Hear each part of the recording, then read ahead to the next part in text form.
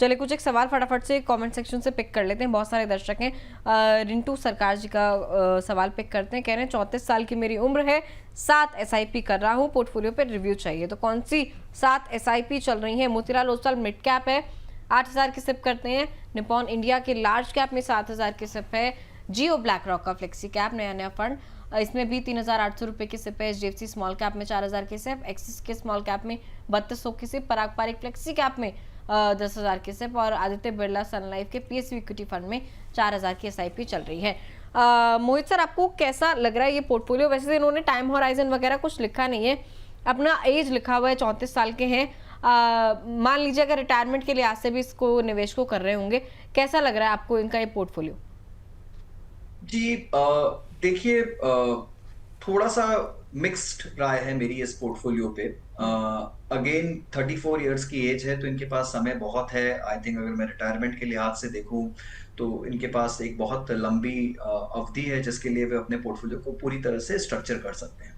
तो category buys category जाता हूँ। सबसे पहले large cap, Nippon India large cap बेहतरीन एक्टिव फंड है लार्ज कैप श्रेणी का, कहीं कोई दिक्कत नहीं है, बहुत ही अच्छा एलोकेशन है, आप इसे कंटिन्यू कर सकते हैं।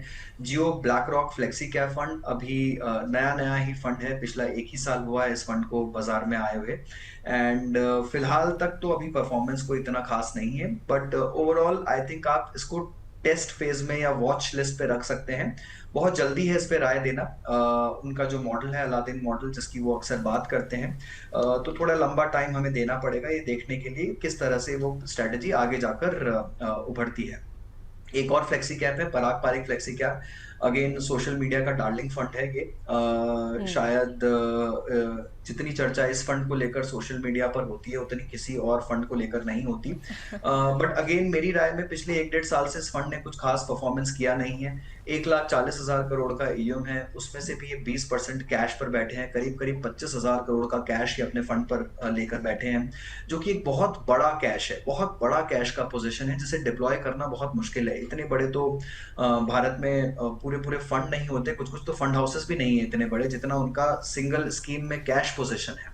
तो मुझे नहीं पता कि वो किस लेवल पर कब किस मौके की तलाश कर रहे हैं, बिकॉज अगर मैं पिछले 1 साल में देखूं तो मार्केट ने 2-3 बार ऐसे अवसर दिए हैं जब मार्केट 22,000 के बहुत पास जाकर फिर से घुमा है और उन्होंने उस लेवल पर भी शायद इतने कैश को डिप्लॉय नहीं किया। So again I have a little doubt in terms of what their end game is. तो यहाँ पर अगेन ये दोनों ही जो फ्लेक्सी कैप फंड है इनको मैं वॉच लिस्ट के रडार पे डालूंगा। Again as I said social media का डार्लिंग फंड है, थोड़ा सा इंटरनेशनल एलोकेशन मिलता है बट वो भी ओवर अ टाइम कम हो गया बिकॉज नए लिमिट्स खुले नहीं है और इंक्रीमेंटल पैसा जो है वो या तो कैश में जा रहा है या फिर डोमेस्टिक इक्विटी में जा रहा है, तो कुछ बहुत ज्यादा ग्रेट परफॉर्मेंस आपको वहां से आ नहीं रही है। तो this fund also for me is a watch list fund. तीसरा फंड आपका मिड कैप कैटेगरी में एक ही फंड है, मोतीलाल ओसवाल मिड कैप। बहुत ही मुझे लगता है कि अगर मिड कैप कैटेगरी में कोई एक फंड है जो सबसे ज्यादा वोलेटाइल है तो वो है मोतीलाल ओसवाल मिड कैप। ये 1 साल अव्वल पे रहता है, दूसरे साल मिड में रहता है और तीसरे साल बहुत ही नीचे रहता है परफॉर्मेंस में। कुछ ना कुछ इस फंड का परफॉर्मेंस मुझे लगता है कि एक्सट्रीमली वोलेटाइल रहता है। पिछला साल जो 2025 कैलेंडर ईयर था, again the fund was hugely disappointing under performer. तो यहाँ पर भी मुझे लगता है कि फंड को वॉच लिस्ट पे रखना चाहिए। फिलहाल बाउंस बैक बहुत अच्छा है लास्ट 1 महीने 3 महीने में, तो इस ट्रेंड को आप देख सकते हैं, अगर कायम रहता है तो then yes you can continue this fund. Small cap के जो आपने दोनों फंड ले रखे हैं वो काफी इंप्रेसिव है, दोनों बहुत अच्छे फंड है। आई थिंक वहां पर आप अपने पोर्टफोलियो को कंटिन्यू कर सकते हैं, उनमें मुझे कहीं कोई दिक्कत नहीं दिखती है। और एक आपने थीमेटिक सेक्टोरल फंड ले रखा है PSU equity. Look overall PSU space again is a very very sensitive space, politically बहुत सेंसिटिव स्पेस रहता है, कुछ ना कुछ अनाउंसमेंट पे स्पेस घूमता रहता है।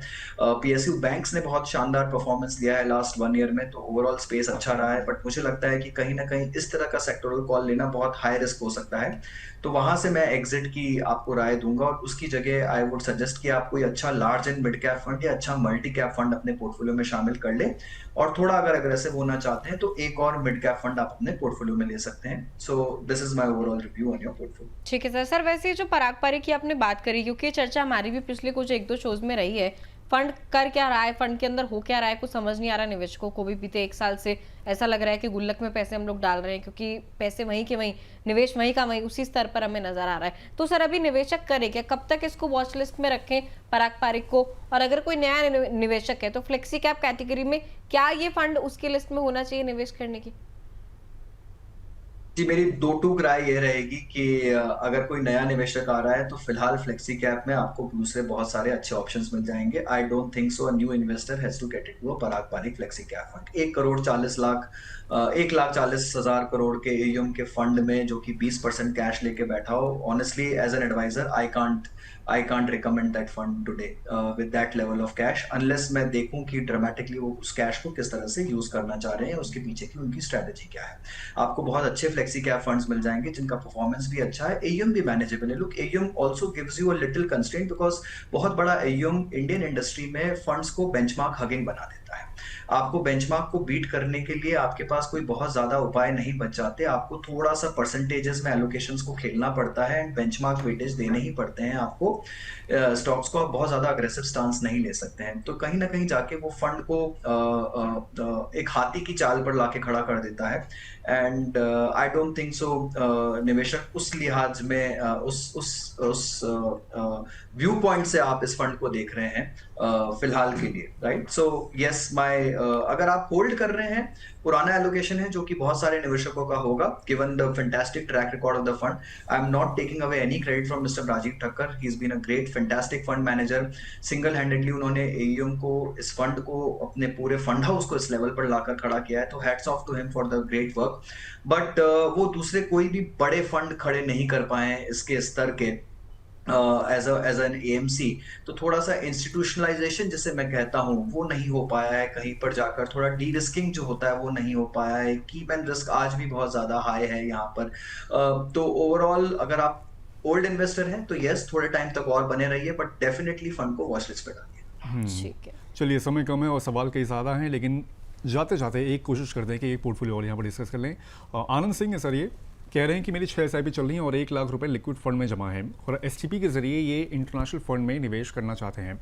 20 साल तक इनका निवेश का नजरिया है। एक बार देख लेते हैं कि पोर्टफोलियो में कौन कौन से फंड यहाँ पर शामिल हैं। तो ऑब्वियस बात है, अगेन पराग पारिक फ्लेक्सी कैप यहाँ पर नंबर 1 पर है, 2,000 रुपये की SIP इसमें चल रही है। उसके बाद है कैनरा रुबैका का स्मॉल कैप फंड 1,200 रुपये, SBI का निफ्टी इंडेक्स फंड 3,000 रुपये की SIP, SBI कॉन्ट्रा फंड 1,000 रुपये की SIP, क्वांट मोमेंटम फंड 1,000 रुपये की SIP। उसके अलावा मोतीलाल ओसवाल का mid and small cap fund 2,000 रुपये की SIP इसमें चल रही है। सर, कैसा इनका पोर्टफोलियो, प्लस ये इंटरनेशनल एक्सपोजर लेना चाह रहे हैं, STP के जरिए 20 साल तक निवेश करेंगे? जी, देखिए, पोर्टफोलियो काफी अच्छा है। I think I like the Nifty index fund, जो कि एक बहुत अच्छी चॉइस है लार्ज कैप में। ऑनेस्टली लार्ज कैप में एक पैसिव फंड होना is perhaps one of the best and the finest strategies in the portfolio, तो उसे प्लीज कायम रखिए। कैन रुबैका स्मॉल कैप फंड भी बहुत ही बेहतरीन है। पराग पारिक फ्लेक्सी कैप में शायद मैं कुछ हद से ज्यादा ही राय दे चुका हूं, तो उस पर मैं फिर से नहीं जाऊंगा।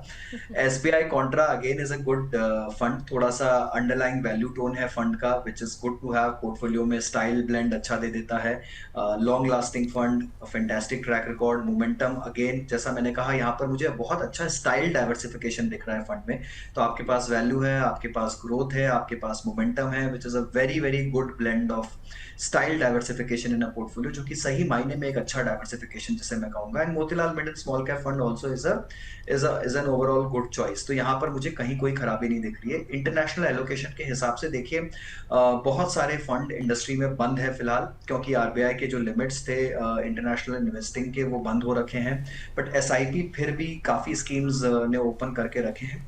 तो यहाँ पर मुझे लगता है अगर आपको एक प्रॉपर US एलोकेशन चाहिए तो फिर फ्रैंकलिन US इक्विटी फंड या फिर US में टेक एलोकेशन चाहिए तो Edelweiss US tech fund is a great allocation. दोनों के आप प्लीज SIP लिमिट्स चेक कर लीजिएगा, लमसम तो दोनों में ही बंद है और SIP के लिमिट्स भी बहुत ही मिनिमलिस्टिक है। शायद ईडलवाइज के फंड में 5,000 रुपए पर महीने का SIP ही अलाउड है, तो वो आपको देखना पड़ेगा। I think right now to start with US international fund, US NASDAQ fund और US टेक फंड और US equity fund is a great choice to start with. तो इन दोनों फंड में से किसी एक फंड में आप अपना निवेश शुरू कर सकते हैं SIP के जरिए। ठीक है। जो STP लगाना चाह रहे हैं, 1 लाख रुपए इन्होंने अभी फिलहाल डेट फंड में डाले हुए हैं, वहां से US प्रोमिनेंट फंड्स में आप जा सकते हैं। चलिए, thank you so much Mohit sir, आज के शो में आपने समय निकाला, आप जुड़े हमारे साथ और कोशिश किया कीजिए कि थोड़ा ज़्यादा जुड़ने की कोशिश करें, क्योंकि बहुत बार ऐसा होता है कि बहुत लंबा लंबा गैप हो जाता है, आपसे चर्चा हमारी हो नहीं पाती है। जी बिल्कुल बिल्कुल, thank you so much Abhishek. Thank you so much. Thank you sir.